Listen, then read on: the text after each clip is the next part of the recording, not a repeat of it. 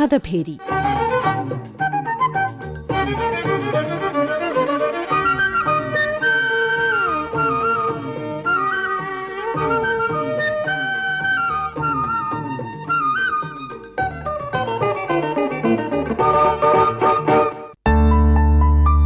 പൊള്ളുന്ന വെയിലിൽ പണിയെടുക്കുന്ന തൊഴിലാളികൾ, തിരക്കേറിയ ആശുപത്രികളിൽ ജോലി ചെയ്യുന്ന ആരോഗ്യ പ്രവർത്തകർ, ടാർഗറ്റ് തികയ്ക്കാൻ പണിപ്പെടുന്ന ജീവനക്കാർ, സമയമേഖലകൾ കടന്ന് ലോഗിൻ ചെയ്യുന്ന ടെക് പ്രൊഫഷണലുകൾ, ഇങ്ങനെ എണ്ണിയാൽ ഒടുങ്ങാത്തത്ര തൊഴിൽ മേഖലകളിൽ ജോലി ചെയ്യുന്ന ആരായാലും ഒരു പ്രവൃത്തി ദിവസം തീരാറാവുമ്പോഴേക്ക് അവശേഷിക്കുന്നത് ശാരീരിക ക്ഷീണം മാത്രമല്ല, പലപ്പോഴും ആരോടും പങ്കുവയ്ക്കാത്ത മാനസികവും വൈകാരികവുമായ സമ്മർദ്ദവുമാണ്.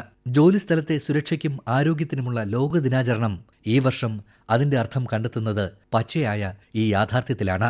ആരോഗ്യകരമായ മികച്ച മാനസിക സാമൂഹിക തൊഴിൽ അന്തരീക്ഷങ്ങൾ അഭിവൃദ്ധി പ്രാപിക്കുന്ന തൊഴിലാളികൾക്കും തൊഴിലിടങ്ങൾക്കുമുള്ള ഒരു പാത എന്ന പ്രമേയം പലപ്പോഴും അവഗണിക്കപ്പെടുന്ന ഒരു മേഖലയിലേക്കാണ് ശ്രദ്ധ കേന്ദ്രീകരിക്കുന്നത്. തൊഴിൽ മേഖലയിലെ ശാരീരിക ക്ഷമതയും ശാരീരികാരോഗ്യ പരിശോധനകളും നടത്തുമ്പോൾ തൊഴിൽ മേഖലയിലെ മാനസികാരോഗ്യത്തിന്റെ പ്രാധാന്യം നാം അത്രയ്ക്കങ്ങ് മനസ്സിലാക്കിയിട്ടില്ല എന്നുള്ളതാണ് യാഥാർത്ഥ്യം. തിരുവനന്തപുരം മെഡിക്കൽ കോളേജിലെ മാനസികാരോഗ്യ വിഭാഗം പ്രൊഫസർ ഡോക്ടർ മോഹൻ റോയ്. ഉദാഹരണം, നമ്മുടെ മനസ്സ് ശാന്തമായിരിക്കുമ്പോൾ, മാനസികാവസ്ഥ സന്തുലിതാവസ്ഥമായിരിക്കുമ്പോൾ ജോലി കൂടുതൽ ശ്രദ്ധയോടെ ചെയ്യാൻ സാധിക്കും. അതോടൊപ്പം തന്നെ നമുക്ക് സമ്മർദ്ദമുണ്ടെങ്കിൽ തീരുമാനമെടുക്കാനുള്ള കഴിവ് നഷ്ടപ്പെടുന്നു എന്നുള്ളത് നമുക്ക് എല്ലാവർക്കും അറിയാം. നേരെ മറിച്ച് തീരുമാനമെടുക്കാനുള്ള ശേഷി മെച്ചപ്പെടുത്തണമെങ്കിൽ ഒരു വ്യക്തിക്ക് തീർച്ചയായിട്ടും സമ്മർദ്ദാതിജീവന തന്ത്രങ്ങൾ, സ്ട്രെസ് മാനേജ്മെന്റ് ടെക്നിക്സ് പ്രയോഗത്തിൽ വരുത്തേണ്ടി വരും. അങ്ങനെ മാനസികാരോഗ്യം മെച്ചപ്പെടുത്തേണ്ടി വരും. അതോടൊപ്പം തന്നെ സഹപ്രവർത്തകരുമായിട്ടുള്ള നല്ലൊരു ബന്ധമെന്ന് പറയുന്നത് ആധുനിക മാനേജ്മെന്റ് തീർച്ചയായിട്ടും വളരെയധികം പ്രാധാന്യം കൽപ്പിക്കുന്ന ഒരു കാര്യമാണ്. തൊഴിൽ സ്ഥലത്തെ ബന്ധങ്ങൾ നിലനിർത്തുന്നതിന് ആവശ്യമായ മാനസികാരോഗ്യമില്ലാത്ത ധാരാളം ആൾക്കാർ നമ്മുടെ സമൂഹത്തിലുണ്ട്. അവരൊക്കെ ജോലി ചെയ്യുന്ന സ്ഥലത്ത് പ്രശ്നങ്ങളും ഉണ്ടാക്കാറുണ്ട്. അപ്പോൾ അത്തരത്തിൽ ബന്ധങ്ങൾ മെച്ചപ്പെടുത്തണമെങ്കിൽ മാനസികാരോഗ്യം ആവശ്യമാണ്. അതുപോലെ തന്നെ മാനസിക സമ്മർദ്ദം ഉണ്ടെങ്കിൽ തലവേദന, ഉറക്കക്കുറവ് തുടങ്ങിയ മറ്റു പ്രശ്നങ്ങൾ ഉണ്ടാവുകയും അത് നിങ്ങളുടെ തൊഴിൽ മേഖലയെ ബാധിക്കുകയും ചെയ്തേക്കാം. ജോലി സംതൃപ്തി വർദ്ധിപ്പിക്കാനും അതുവഴി കൂടുതൽ ജോലിയിൽ ഇടപെടാനുള്ള സാധ്യതയും വർദ്ധിപ്പിക്കും മാനസികാരോഗ്യമുണ്ടെങ്കിൽ. ക്ലിനിക്കൽ കടമകൾക്കപ്പുറം ആരോഗ്യ പ്രവർത്തകർ രോഗികളിൽ നിന്നും കുടുംബങ്ങളിൽ നിന്നുമുള്ള ഉത്കണ്ഠയ്ക്കും ദുഃഖത്തിനും പ്രതീക്ഷകൾക്കും ഉത്തരമാകേണ്ടി വരുന്നു. ഇത് നൽകുന്ന മാനസിക സമ്മർദ്ദം ചെറുതല്ല. തന്റെ സഹജീവികളുടെ ആരോഗ്യ സംരക്ഷണത്തിന് വേണ്ടി ജോലി ചെയ്യുന്ന നഴ്സുമാർ തികച്ചും ആരോഗ്യവതികളായി ഇരിക്കേണ്ടത് ഏറെ അത്യന്താപേക്ഷിതമാണ്. Government junior public health nurses school principal Tijimol N Thomas. തികഞ്ഞ ശാരീരിക ആരോഗ്യവും മാനസികാരോഗ്യമുള്ള നഴ്സുമാർ തങ്ങളുടെ മുമ്പിൽ കടന്നുവരുന്ന രോഗാവസ്ഥയിലുള്ളവർക്കും മറ്റുള്ളവർക്കും ഒരു ആരോഗ്യ സ്ഫുരണം തന്നെയാണ്. അവരുടെ അർപ്പണ ജീവിതത്തിൽ പലവിധ സംഘർഷങ്ങളും അവർ അനുഭവിക്കുന്നുണ്ടത് എന്നതൊരു നഗ്ന സത്യമാണ്. ജോലിക്കാരുടെ എണ്ണത്തിലുള്ള കുറവ്, ജോലി തിരക്ക് എന്നിവ മൂലം അവർ അനുഭവിക്കുന്ന ജോലിഭാരം, മാനസികമായ വിഷമങ്ങൾ, സമയബന്ധിതമായി പല ഉത്തരവാദിത്തങ്ങളും ചെയ്തു തീർക്കാതെ വരുമ്പോൾ അവരനുഭവിക്കുന്ന ബുദ്ധിമുട്ടുകൾ, ഗൗരവമായ രോഗങ്ങൾ, ആരോഗ്യഹാനി വരുത്തുന്ന രാസപദാർത്ഥങ്ങൾ കൈകാര്യം ചെയ്യുമ്പോൾ ഉണ്ടാകുന്ന അപകടങ്ങൾ, സഹപ്രവർത്തകരും അധികാരികളുമായി ഉണ്ടാകുന്ന പ്രശ്നങ്ങൾ, അപൂർണമായ ജോലി സാഹചര്യങ്ങൾ, കുറഞ്ഞ ശമ്പളം, ആവശ്യത്തിനനുസരിച്ച് വേണ്ട ഉപകരണങ്ങളുടെ ജോലിക്കാരുടെ കുറവ് എന്നിവയൊക്കെ ഭൂരിഭാഗം നഴ്സുമാർക്കും തികഞ്ഞ ആത്മസംതൃപ്തിയോടെ ജോലി ചെയ്യുവാൻ തടസ്സമുണ്ടാക്കുന്ന ഘടകങ്ങളാണ്. വർദ്ധിച്ചു വരുന്ന ഡിജിറ്റൈസേഷനും പെർഫോമൻസ് ട്രാക്കിങ്ങും ഉപയോഗിച്ച് കസ്റ്റമർ സാറ്റിസ്ഫാക്ഷൻ നിലനിർത്തിക്കൊണ്ട് ലക്ഷ്യങ്ങൾ കൈവരിക്കുന്നതിന് ബാങ്ക് ജീവനക്കാർ പലപ്പോഴും നിരന്തരമായ സമ്മർദ്ദത്തിലാണ് പ്രവർത്തിക്കുന്നത് എന്ന് റിപ്പോർട്ടുകൾ പറയുന്നു. ബാങ്കിംഗ് മേഖല ധാരാളം വെല്ലുവിളികൾ നേരിടുന്ന ഒരു സ്ഥലം തന്നെയാണ്. ഒരു പൊതുമേഖലാ ബാങ്കിൽ നിന്നും ചീഫ് മാനേജറായി റിട്ടയർ ചെയ്ത ജയശ്രീ. അതിനകത്ത് കസ്റ്റമേഴ്സ് ഉണ്ടാവും, സ്റ്റാഫിന് ടാർഗറ്റ്സ് ഉണ്ടാവും, പിന്നെ സ്റ്റാഫ് റിലേഷൻഷിപ്പിനെ ബാധിക്കുന്ന ഒരു കാര്യമാണ്. അല്ലെങ്കിൽ ഒരു HR മാറ്റേഴ്സിനെ നമ്മൾ നല്ലോണം കൈകാര്യം ചെയ്യേണ്ടതാണ്. ബാങ്കിംഗ് മേഖല അക്കൗണ്ടബിലിറ്റി ധാരാളമുള്ള സ്ഥലമാണ്, കൂടുതൽ റിസ്ക് ഉള്ള സ്ഥലമാണ്. ഇതൊക്കെ നമ്മൾ ശ്രദ്ധിക്കുകയും വേണ്ട സ്ഥലങ്ങളാണ്. അതുകൊണ്ട് തന്നെ ഇത് മാനേജ് ചെയ്യാനായിട്ട് വളരെയധികം ശ്രദ്ധ ആവശ്യമുണ്ട്. കസ്റ്റമേഴ്സിനെ മാനേജ് ചെയ്യാന്ന് പറഞ്ഞാൽ കുറച്ചും കൂടി എളുപ്പം എങ്ങനെയാന്ന് വെച്ചാല് നമുക്ക് അവരോട് എമ്പതി ഉണ്ടാവുക എന്നുള്ളതാണ്. അവരുടെ സ്ഥാനത്ത് നമ്മളായിരുന്നുവെങ്കിൽ അല്ലെങ്കിൽ അവിടെ നിൽക്കുമ്പോൾ നമ്മുടെ ആവശ്യങ്ങൾ എങ്ങനെയാണ് അകത്തിരിക്കുന്ന സ്റ്റാഫ് മാനേജ് ചെയ്യുന്നത് എന്ന് നമ്മൾ ആലോചിക്കുക. സ്ട്രെസ് നല്ലതാണ്. യൂസ്ട്രെസ്സും ഡിസ്ട്രെസ്സും രണ്ടായിട്ട് തിരിക്കാം. സ്ട്രെസ്സിനെ യൂസ്ട്രെസ് എന്ന് പറഞ്ഞാൽ ഗുഡ് സ്ട്രെസ് ആണ്, അത് നമ്മുടെ ഗ്രോത്തിനെ സഹായിക്കും. പക്ഷെ ഡിസ്ട്രെസ്സിനെ നമ്മൾ എപ്പോഴും മാനേജ് ചെയ്യാൻ പഠിക്കണം. വിവരസാങ്കേതിക വിദ്യാരംഗത്താകട്ടെ ദീർഘനേരമുള്ള ജോലിയും തുടർച്ചയായ കണക്ടിവിറ്റിയും ജോലിയും വ്യക്തിപരമായ സമയവും തമ്മിലുള്ള നേർത്ത അതിരുകളും മാനസിക തളർച്ചയ്ക്കും ഉറക്കക്കുറവിനും ഒറ്റപ്പെടലിനും കാരണമാകുന്നതായി പറയപ്പെടുന്നു. നമ്മൾ കോൺസ്റ്റന്റ് ആയിട്ട് ഏതാണ്ട് 8 മുതൽ 10 മണിക്കൂർ അല്ലെങ്കിൽ 12 മണിക്കൂറൊക്കെ കമ്പ്യൂട്ടറിന് മുമ്പിൽ ഇരുന്ന ഇരിപ്പിൽ ചെയ്യുന്ന ജോലി, IT പ്രൊഫഷണൽ ആനന്ദ് സുബ്രഹ്മണി. പിന്നെ ഡെഡ് ലൈൻസ് മീറ്റ് ചെയ്യാനുള്ള ഒരു സമ്മർദ്ദം അല്ലെങ്കിൽ പ്രഷർ.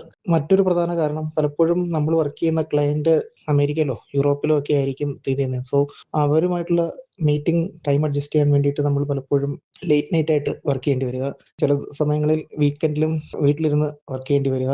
അപ്പൊ ഇതൊക്കെ ഭയങ്കരമായ സമ്മർദ്ദം തരുന്ന കാര്യങ്ങളാണ്. മറ്റൊരു പ്രധാന കാര്യം ദിവസം പ്രതി മാറിക്കൊണ്ടുവരുന്ന ടെക്നോളജികളാണ്. അപ്പോൾ IT മേഖലയിൽ വർക്ക് ചെയ്യുന്ന ഒരാൾ എപ്പോഴും തന്നെ അപ്സ്കിൽ ചെയ്തുകൊണ്ടിരിക്കേണ്ട ഒരു അവസ്ഥയാണല്ലോ. അപ്പോൾ അതൊരു വല്ലാത്ത സ്ട്രെസ് തരുന്നുണ്ട്.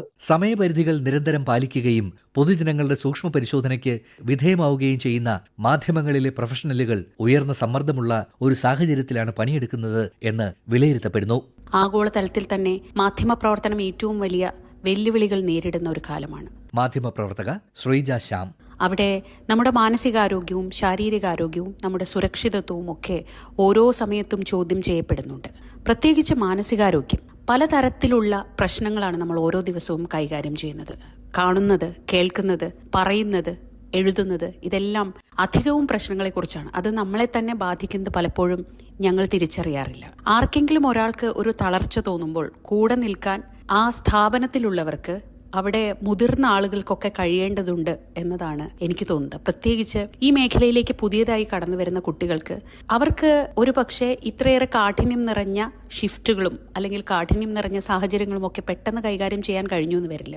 അപ്പോൾ മുതിർന്നവർ കൂടെ നിൽക്കുക, ഒരു കൈ കൊടുത്ത് സഹായിക്കുക എന്നതൊക്കെ ഏറ്റവും പ്രധാനമായി വേണ്ട കാര്യമാണ്. മത്സരബുദ്ധിയോടെ പ്രവർത്തിക്കുന്നതൊക്കെ എപ്പോഴും നല്ലതാണ്. പക്ഷേ ആ മത്സരബുദ്ധിക്കപ്പുറത്ത് എന്തെങ്കിലും ഒരു പ്രശ്നം വന്നാൽ ഞങ്ങളുണ്ട് കൂടെ എന്ന് പറയാൻ കൂടെയുള്ളവർക്ക് കഴിയണം. ഭരണപരമായ ഉത്തരവാദിത്വങ്ങളും മാറിക്കൊണ്ടിരിക്കുന്ന അധ്യാപന രീതികളും സ്ഥാപനങ്ങളിൽ നിന്നും മാതാപിതാക്കളിൽ നിന്നുമുള്ള അമിത പ്രതീക്ഷകളും അധ്യാപകരെയും അക്കാദമിക് ജീവനക്കാരെയും കൂടുതൽ ഭാരപ്പെടുത്തുന്നു. കേരളത്തിന്റെ സമ്പദ്വ്യവസ്ഥയുടെ അവിഭാജ്യ ഘടകമായ ടൂറിസം മേഖലയിലെ തൊഴിലാളികൾ പലപ്പോഴും തൊഴിലരക്ഷിതാവസ്ഥയും സീസണൽ സമ്മർദ്ദവും അനുഭവിക്കുന്നുണ്ടത്രേ. പ്രൊഫഷണൽ ജലസിയുടെ കേന്ദ്രങ്ങളാണ് ഇന്ന് പല പ്രൊഫഷണൽ തൊഴിൽ മേഖലകളും. കേരള സർവകലാശാല സോഷ്യോളജി വിഭാഗം മുൻ മേധാവി ഡോക്ടർ ആന്റണി പാലക്കൽ. ജിഗ് ഇക്കോണമിയുടെ ഈ കാലത്ത് പല തൊഴിലിടങ്ങളിലും ടാർഗറ്റുകളും ഡെഡ് ലൈനുകളും തികയ്ക്കാനുള്ള പരക്കം പാച്ചലിലാണ്. രാത്രിയും പകലൊന്നും ഇല്ലാതെയുള്ള ഈ നെട്ടോട്ടം ജീവനക്കാരെ മാനസികമായി വല്ലാതെ തളർത്തുന്നുണ്ട്. സാങ്കേതിക വിദ്യയുടെ വളർച്ചയും ജോലിഭാരം ലഘൂകരിക്കുന്നതിന് പകരം പലപ്പോഴും വർദ്ധിപ്പിക്കുകയാണ് ചെയ്യുന്നത്. സ്മാർട്ട് ഫോണുകളും വാട്സാപ്പ് ഗ്രൂപ്പുകളും കാരണം ജോലി സമയം കഴിഞ്ഞാലും ഒരാൾക്ക് ജോലിയിൽ നിന്ന് വിട്ടുനിൽക്കുവാൻ കഴിയുന്നില്ല. ഡിജിറ്റൽ ബേൺ ഔട്ട് എന്നത് ഗൗരവമായ ഒരു പ്രശ്നമാണ് ഇന്ന്. ഈ രീതിയിൽ ആലോചിച്ചാൽ തൊഴിലിടങ്ങളിലെ സമ്മർദ്ദം ഒരു വ്യക്തിയുടെ സ്ട്രെസ് മാനേജ്മെന്റിന്റെ പ്രശ്നമല്ല, മറിച്ച് ഒരു സമൂഹത്തിന്റെ പ്രശ്നമായി മനസ്സിലാക്കുകയും ജീവിതശൈലിയുടെ പുനഃപരിശോധന ആവശ്യപ്പെടുകയും ചെയ്യുന്ന ഒരു വിഷയമാണ്. കേരളത്തിലെ മിക്കവാറും എല്ലാ മേഖലകളുടെയും അടിസ്ഥാനം തൊഴിലാളികളാണ്. എന്നാൽ പലപ്പോഴും തൊഴിലാളികളുടെ മാനസിക സമ്മർദ്ദങ്ങൾ ചർച്ച ചെയ്യപ്പെടാതെ പോകുന്നു. നിർമ്മാണ മേഖലകളിൽ ജോലി ചെയ്യുന്ന തൊഴിലാളികൾക്ക് അപകട സാധ്യത വളരെ കൂടുതലാണ്. Additional labour commissioner KM Sunil. തൊഴിലാളികളുടെ തൊഴിൽ സുരക്ഷിതത്വം ഉറപ്പാക്കുന്നതിനായി 1996 building and other construction workers act നിലവിൽ വന്നിട്ടുണ്ട്.